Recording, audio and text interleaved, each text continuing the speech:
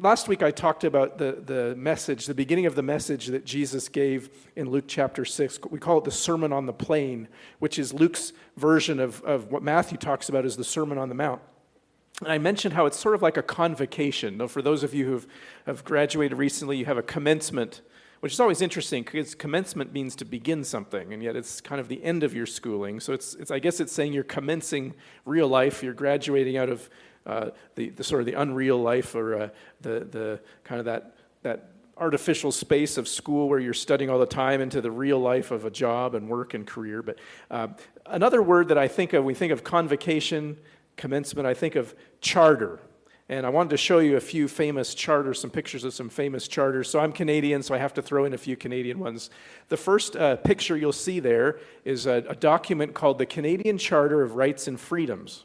And for those of you Americans, you know the Bill of Rights was the first 10 amendments to the U.S. Constitution, passed, I think, in the 1700s, early 1800s. Well, this charter was only established or enacted in 1982. And so it's much more recent, but it's known, we talk in Canada about charter rights, something that's established or enshrined in the Canadian Charter. So that's a picture of what it was. It was signed by Queen Elizabeth.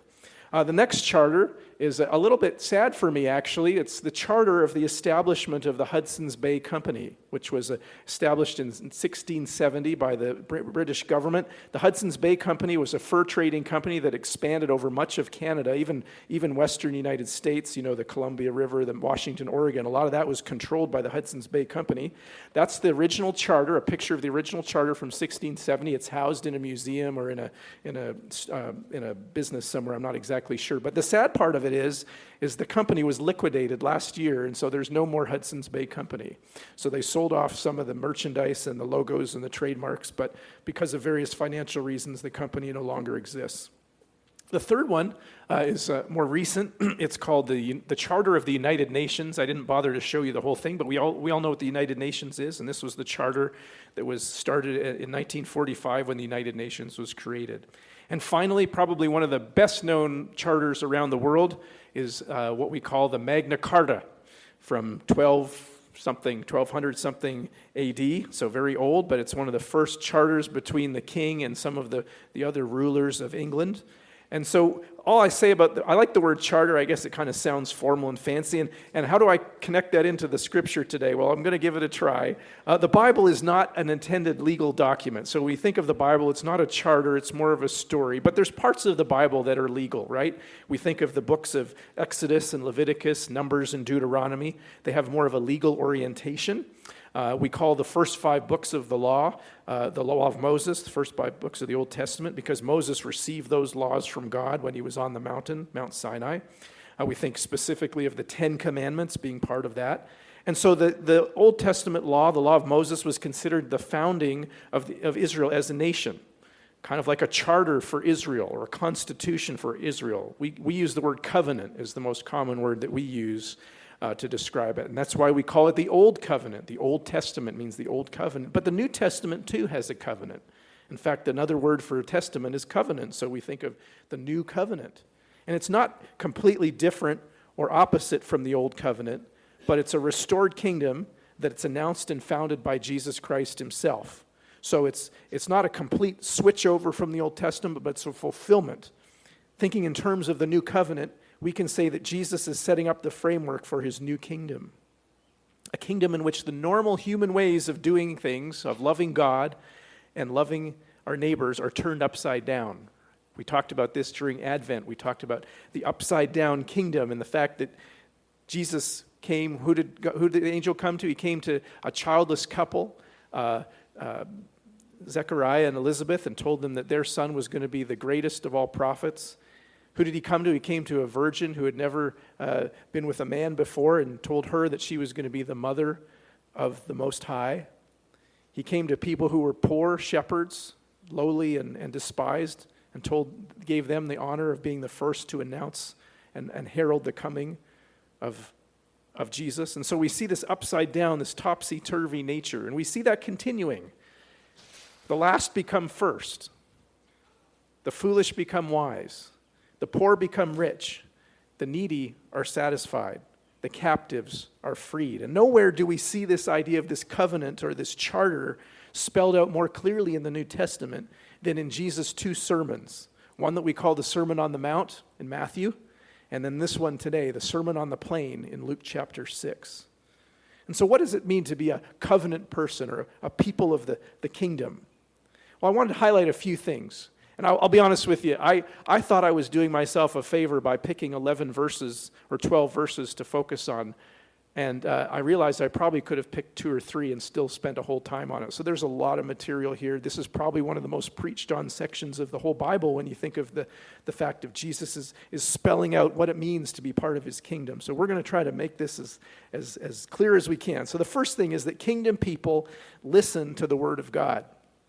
Notice the first words that Jesus said in this section. He said, "But I say to you who hear," which is interesting because before he had been directing his attention to the apostles and the disciples in the presence of all these people, but he was kind of like he was having that team huddle with them and telling them about the blessings and the woes. But now he says, "But I say to all of you who hear." So all these people, not just the disciples, not just the apostles, but everybody in the wider crowd, Jesus is addressing himself to them.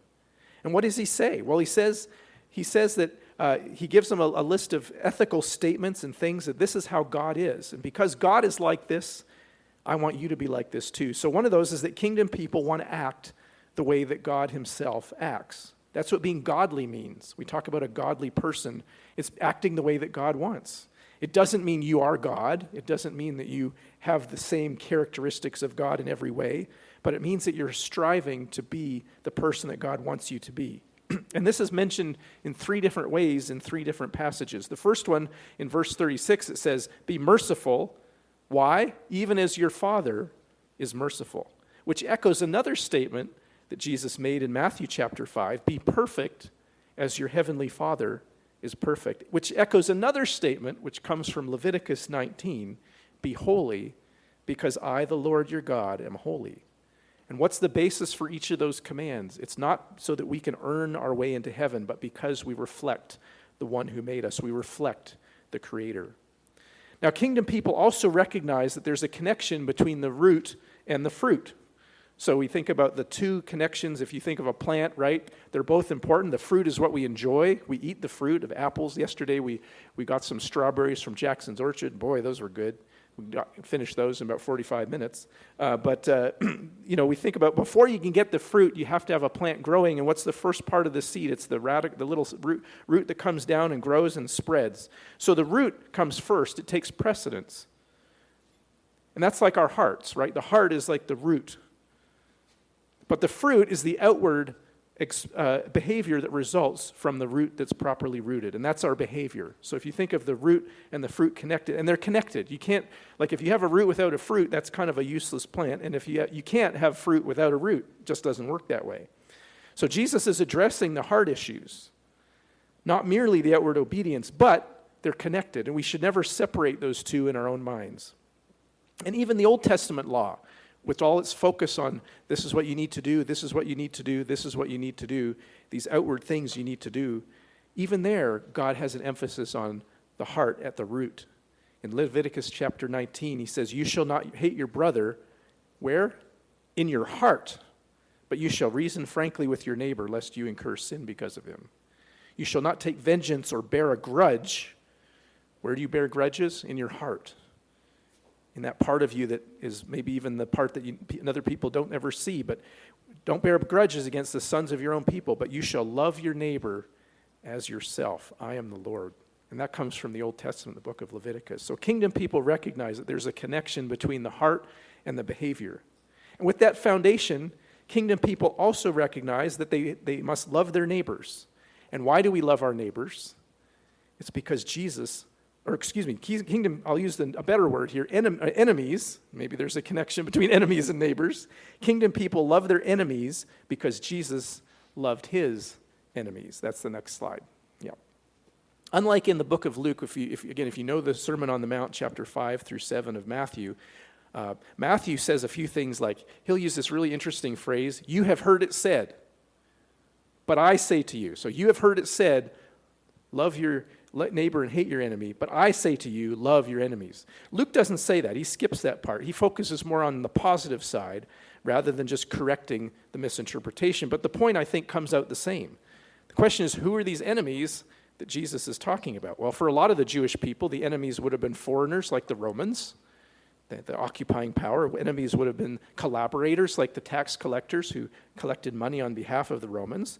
It could have been fellow Jews as well, those who had differences, because there were different sects. There were Sadducees and Pharisees and Herodians and Essenes and all these different groups. And it could have even been the dreaded Samaritans, right? We think of that parable in which the Samaritans were portrayed as the good guy, even though the Jews really hated Samaritans. But Jesus says, love your enemies, whoever they are, near or far. Believers are distinguished from others, non-believers, based on how we view and treat people who are not our friends. And what I want to say is that when it says love your enemies, love is more than just toleration. Toleration is good, tolerance. Now, we've used that, we've kind of been overused a lot, but when you think of toleration at its basic level, it means putting up with something. So you're putting up with bad people. There is a goodness of, we put up with people who are different from us in our society. But really, that's not the highest expectation. That's the minimum. That's the floor. That's the basic minimum expectation, is to put up with our enemies. What God is calling us is what we call the love of agape, right? The agape love that God has for us, the love that has regard, not just to tolerate people and put up with them, but to have regard for the welfare of others. Love that looks out for the good of others. And it's an active love. It's not just a passive love based on what other people do to you. It's an active love of what you are doing towards other people. That's the kind of love that Jesus says when he says, love your enemies. Then Jesus says, do good to those who hate you. Proverbs 25:21, if your enemy is hungry, give him bread to eat, and if he is thirsty, give him water to drink. But pastor, you say, I can't think of anyone who's my enemy. I can't think of anyone who hates me, so what should I do? Does this apply to me? We don't have enemies. Well, first of all, if that's true about you, and honestly, when I think about my life, I don't really have anybody who's, to my knowledge, who's out to get me like an enemy like that, then thank God, right? Thank God that we can live at peace with all people to the best of our ability, as Paul says. As far as it depends on us, we want to live at peace. So the answer is, don't go and make some enemies just so you can say you have enemies, so now you can love them. That's obviously not what we're supposed to do. Think about maybe some other categories of people, maybe less than a full enemy, but people maybe that you don't get along with very easily, people that rub you the wrong way, people with whom you have deep disagreements and maybe heated disagreements where there's more heat than light in your conversations, people that sometimes stress you out just by their personality or by their interactions with you. Now pray and ask yourself, what good could you possibly do to be active and intentional to do good to that person? What good could you do to bless that person? That's the kind of thing that he's saying. Do good to those who are hard to love.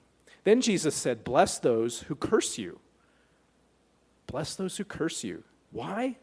Well, we know later that's what Jesus did, right? Jesus did that on the cross. He said, Father, forgive them, for they don't know what they're doing. So if you're wondering, how do I bless somebody who wants doesn't care for me, somebody who hates me? Well, think of what the priest said to the people in Numbers 6. I've said this sometimes as our benediction. The Lord bless you and keep you. The Lord make his face to shine upon you and be gracious to you. The Lord lift up his countenance upon you and give you peace. You could pray that over people that you're having trouble with. I've heard it said that when you pray for somebody, it's hard to hate them. Romans says, bless those who persecute you. Bless and do not curse them. Peter says, do not repay evil for evil or reviling for reviling, but on the contrary, bless. For to this you were called, that you may obtain a blessing. So bless those who curse you. Then Jesus says, pray for those who abuse you. That one seems like it's abuse. We don't know exactly what they mean. It could be mistreat. Obviously, when I think of abuse in our culture, I think of physical abuse, sexual abuse, spiritual abuse, people who take advantage of other people. And notice just here that Jesus does not say, let yourself continue to be abused by those who abuse you. He doesn't say that. Sometimes I think Christians take the view that, well, I have to be a suffering servant, so a wife who's being abused by her husband, I have to stay in this marriage. I have to do that because that's what God calls me to do. It doesn't say that. It says pray for those who abuse you. It doesn't say let them keep abusing you.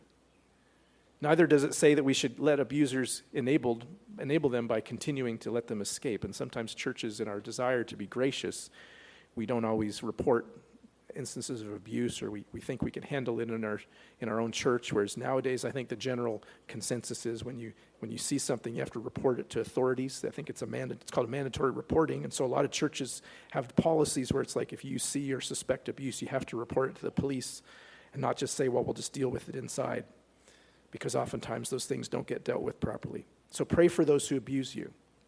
Then to the one who strikes you on the cheek, offer the other also. The one who strikes you on the cheek. I've heard people say, well, what does that mean? This is a lot of controversy. Some people say, well, if you hit somebody with your right hand, you're going to hit them on the right cheek, and that's going to hurt a lot because you're going to give them a back slap, like slap them backhandedly. So whether it means that you turn your face to let them hit you on the other side, or whether it just means you turn kind of in a defiance of like, no, you're not going to hit me again, but it says, offer the other also. Now, it's also a matter of the heart, ultimately. It's not about whether they hit you or not so much, it's about what's your attitude. You can still hate somebody even though outwardly you have a desire to sort of turn the other cheek. So what is the spirit that motivates us? What is the condition of our heart? Even Jesus and Paul, when they were being physically abused, when they were at their trials, they defended themselves verbally. They didn't hit back. They didn't call out, even though Jesus could have, right? He said, I could call down legions of angels right now. But he didn't do that. But they did defend themselves with their words. So it wasn't as if we're supposed to be a doormat and just let people trample all over. And I know that in Christian circles, there's been a lot of debate about whether this command applies to just individual Christians or whether it applies to governments. Is a country supposed to turn the other cheek when attacked by another country? And my first tendency is to say no, because governments have a duty to protect their citizens, and sometimes they have to protect their citizens by using the sword, by using armed conflict. But even there, I think mercy and reasonableness are called for, not using excessive force, being proportional in fighting against another country.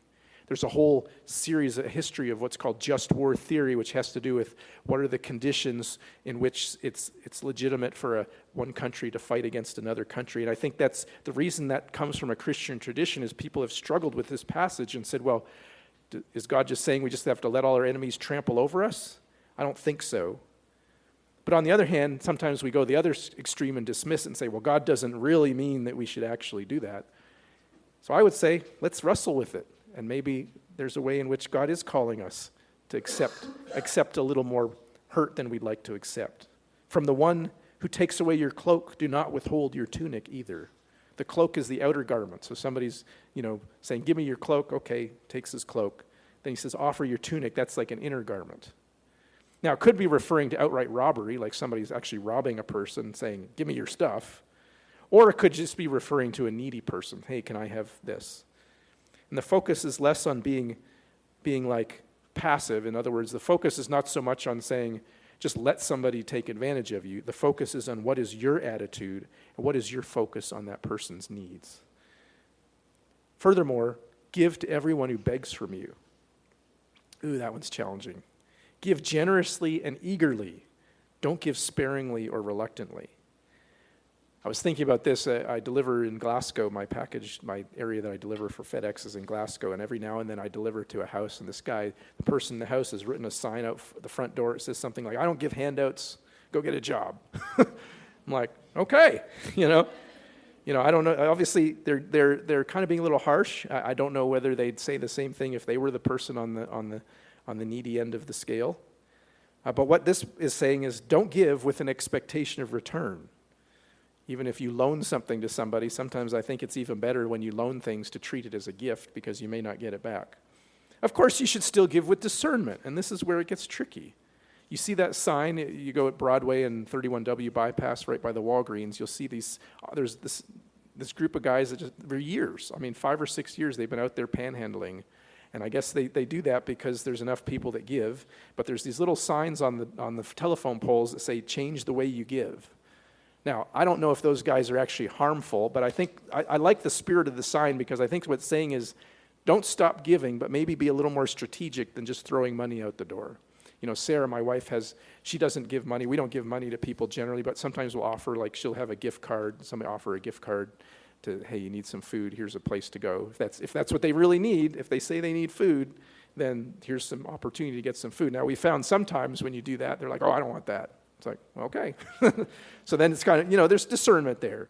But what are we willing to give up? I mean, what is it that we're willing to sacrifice in our own lives if we recognize that God owns everything anyway, right? He owns not just 10% what we tithe to the church, but he owns 100% of all that we have. And then furthermore, Jesus says, from one who takes away your goods, do not demand them back. Again, we're supposed to be characterized by a spirit of generosity. Paul, or the writer of Hebrews, whoever that is, could be Paul or somebody else, said, you had compassion on those in prison, and you joyfully accepted the plundering of your property, since you knew that you yourselves had a better possession and an abiding one. Isn't that true? Sometimes we focus so much on the here and now, we forget that God does have a better possession in heaven for us. And do you want to hear an amazing example of loving one's enemies? I feel like I've maybe had heard this before, but it came back to me as I was doing some research for this. Have you ever heard the story of Jacob DeShazer and Mitsuo Fuchida? I bet you have. I bet you've used it in a sermon illustration. Yeah. So I don't know if you've ever heard this. This was fascinating. It was a neat story. So Jacob DeShazer was part of the U.S. Doolittle Raiders, who were they were the airborne folks who bombed Japan in 1942 in a retaliation for the Pearl Harbor bombing. And he was one of these guys. And he was not a believer at the time. Fuchida was a Japanese soldier who, on his side, led the attack on Pearl Harbor in December 1941. DeShazer was later captured by Japanese soldiers.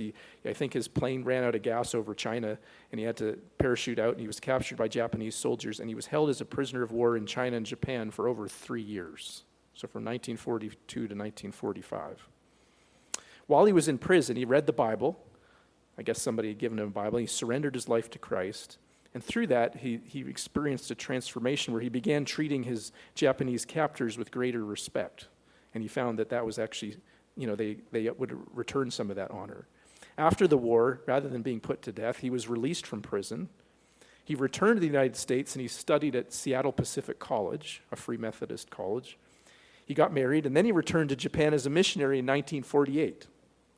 So that's Jacob DeShazer.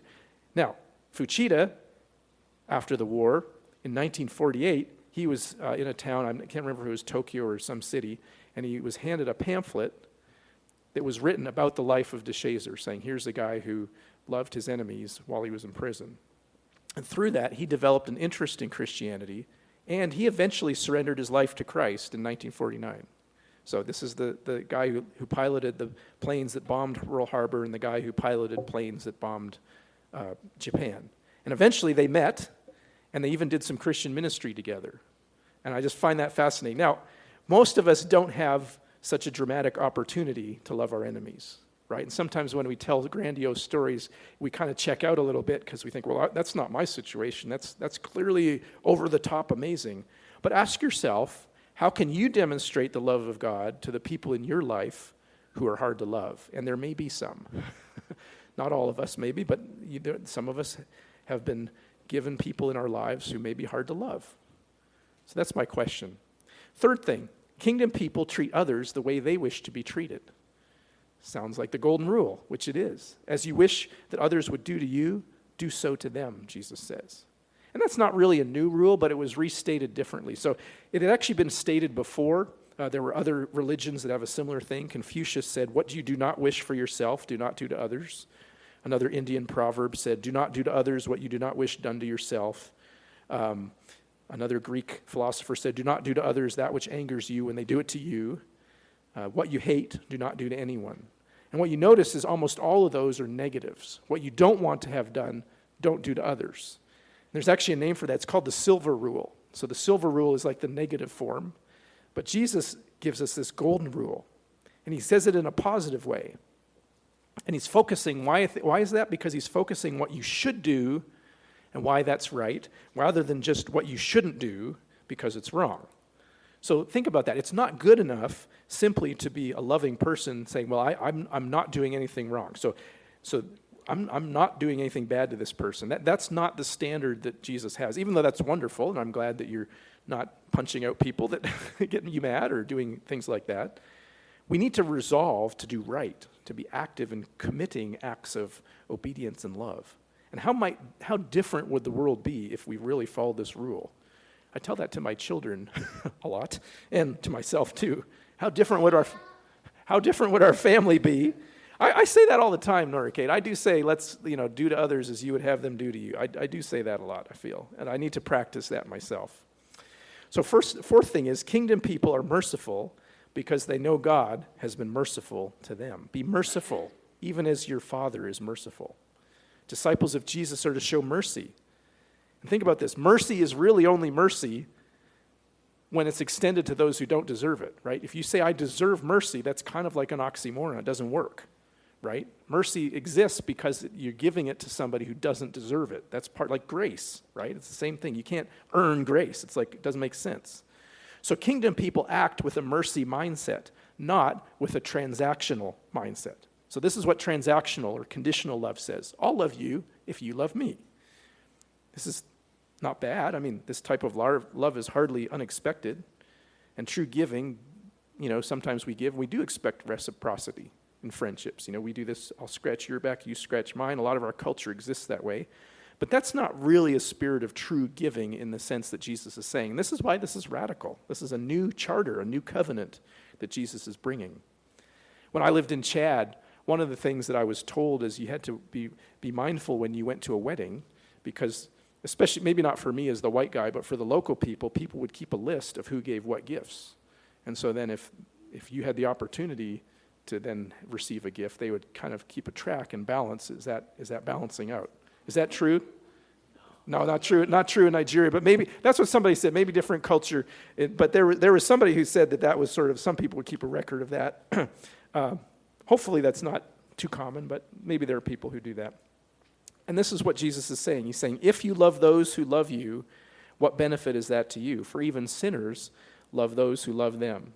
If you do good to those who do good to you, what benefit is that to you? For even sinners do the same, right? That's not any high bar. That's just the normal. That's the bare minimum. That's what anybody would do. And if you lend to those from whom you expect to receive, what credit is that to you? Even sinners lend to sinners to get back the same amount. And people, again, we look at that, we say, well, that's not bad because it's a step up from what we might call the tribalistic or the retributional approach. Some cultures, you do something bad, somebody does something bad back, and then it almost always escalates. So to say that if you do something good, I'll do something good to you, and keep it that way, that's not bad, right? It won't escalate if people can do that, but that's not how sin nature works, right? Usually people escalate things over time. Think about cultures, think about conflicts in our world today. But Jesus doesn't accept that as the price. He doesn't say, well, just do good to those who do good to you, and just punish those who do evil to you. That's not what he's saying. He says, love your enemies and do good and lend, expecting nothing in return. So give without expecting reciprocity. Return evil with good. And sometimes, like maybe Jacob de Shazer found out, when you love your enemies, you may even find out that God will bless you because they'll turn out they won't actually be your enemies at all. They'll be brothers in Christ. Now, how you relate to others reveals a lot about your own spiritual condition. This is what it says in the last few verses. Judge not, and you will not be judged. This doesn't mean that you should never make discerning or ethical evaluations. And one of the most misused phrases in the Bible is this very one, because sometimes you'll hear people who will say, don't judge me. It says, don't judge. And usually it's spoken by somebody who doesn't want their behavior to be questioned, because at some level they know what they're doing is wrong and they don't want you to question it. But the phrase is clarified by the next phrase, which says, condemn not, and you will not be condemned. So not all forms of judgment are the same as condemnation. It's not our job to condemn people, right? God gave us a mind. He gave us discernment. He gave us critical faculties. So to make judgments is good. But to condemn people and then take that decision and say, well, we're going to condemn them. No, people condemn themselves by their sin. They don't need us to condemn them. God is the one who pronounces judgment on people. We're not the ones who need to sentence people. I was listening to one sermon, and the pastor used this word that I not really common in my vocabulary, but he said it's being censorious. And by censorious, he was saying you're always finding fault with everybody. You're always criticizing everything. Whatever people do, it's never good enough, and they're always doing something wrong. And that's Jesus saying, don't do that. Don't judge that way. Don't be that kind of critical person. Forgive, and you will be forgiven. Not because forgiveness is an excuse for sin. It doesn't enable sin. And just because a person's forgiven doesn't mean that there aren't penalties that they still have to pay, right? There's still sometimes human penalties. So a prisoner can be truly sorry that they did something wrong and seek forgiveness, and yet the law can still require that they receive a punishment. Furthermore, give, and it will be given to you. So notice the pattern. Don't do this, and this will not happen to you. Don't do this, and this will not happen to you. Do this, and this will happen to you. Do this, and this will happen to you. Why? For with the measure you use, it will be measured to you. Give much because much has been given to you. And here's this phrase that I love. Good measure, pressed down, shaken together, running over, will be put into your lap. Pressed down. Something making sure that as much as possible can be put into a container. Shaken together, kind of get rid of the air pockets, let it settle so you can fit more in. And then running over, once it's full, you still fill. It's just pouring over the top. The first example I thought of was raking leaves. We used to have a big tree in our backyard, and you rake leaves, you put them in the wheelbarrow, and put them in a bin to try to move them. And if you put leaves in, you notice they always take up a lot of space. But if you step on them, which is always a fun thing for kids to jump on the leaves, is you step on and crush them down. You can crush them down to 25% or less of their space. And so you can add a lot more. So you press them down, you shake them together, and then there it is. You can fit more in. That's not obviously the example here. Jesus is thinking more of a measure of flour or grain. Think of somebody who's wearing a long tunic or cloak, and they're holding their cloak, and they have maybe a container, and somebody's pouring it in, so they shake the containers, let it settle, they shake it again, they press it down, they put as much in as they can, and once they've got everything in, they keep pouring it in, and then it overflows, and it lands on their clothes, and they're able to enjoy all this lavish giving. Why? Because God himself is a lavish and generous giver. Furthermore, kingdom people are rewarded by God. Jesus doesn't say, you will become sons after you obey me. He says, you will be sons of the Most High. In other words, we're proving by our actions what he's already called us to be. He's saying, do what you already are. He's not saying you're going to earn sonship. He's saying Jesus, through his death on the cross and through the fact that he's given you his righteousness, you are called sons and daughters of God. God is the one who gives the rewards. Our rewards ought not to come from the accolades of people, even though how often does this happen? Every time I listen to, NPR, and they always have that list of this NPR broadcast is brought to you by such and such foundation. I'm glad that people are generous, but I kind of wonder, is that the accolades they're looking for ultimately, is just to get their name on a building or announced on a TV show or a radio program? But God says our reward will be great. And I like this. It's kind of, I was thinking about this. I thought this is a little bit sort of funny. Jesus says, lend, expecting nothing in return, and your reward will be great. So how can Jesus tell me to expect nothing in return while at the same time telling me my reward will be great? Because isn't that kind of like I'm expecting something in return if he tells me this is what's going to happen? I think what he's saying is don't expect any return in this life in the way that you want. Now, it may happen, and sometimes we're blessed in this life. But remember that God rewards in ways abundantly beyond what we can even ask or imagine. And so we don't give to get. I don't like churches where maybe you've been to churches like this where the pastor will kind of try to urge people to give by saying something like, God, if you put God to the test, and if you give God, this amount of money, usually towards our building program or whatever, then just test God and see if he will not bless you.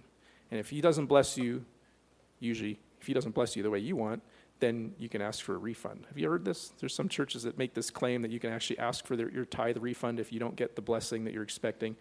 I get what they're saying. They're trying to say, well, God blesses us. Yes, God does reward us. This is true. But not always as simply as that. And so let's not have this transactional attitude of I'm going to do good for God so he can do good for me. But we do know that God will reward the person who is the son of the Most High, the daughter of the Most High, because God is kind, not just to those who are his sons and daughters, but he says to those who are ungrateful and evil. If God, who is all-powerful, is merciful to those who do not deserve it, then who are we not to be merciful to those who do not deserve it? So my question to you today is, who is God calling you to love? Is there somebody that God's calling you to forgive today? Family member, friend, Someone you need to be reconciled with? We think about mothers on Mother's Day. Is there a mother, a father, a child, a spouse? I just want you to think about that. What is it that God is calling you to do good today?